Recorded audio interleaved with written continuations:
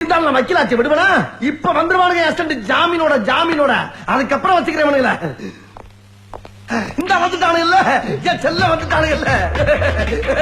வாங்கடா ஜாமீன் வாங்கிட்டீங்களா? அண்ணே கோயம்புத்தூர்ல இருக்க எல்லா மார்க்கெட் போயிட்டு வந்தோம்னே. மார்க்கெட்டுக்கா?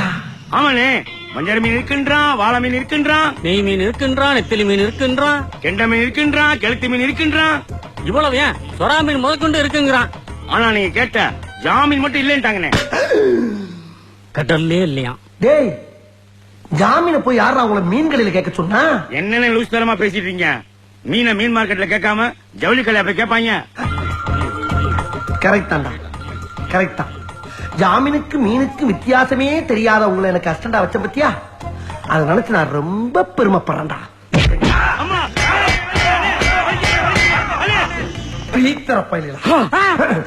என்ன என்னன்னே நீங்க இந்த சின்ன விஷயத்துக்கு போய் அநியாயமா கம்பியில முட்டிக்கிட்டீங்களே.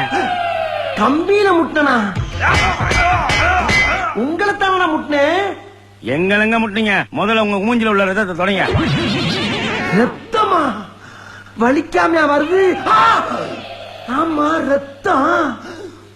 கோபத்துல குறுக்க இருக்க கம்பிய மறந்துட்டனே.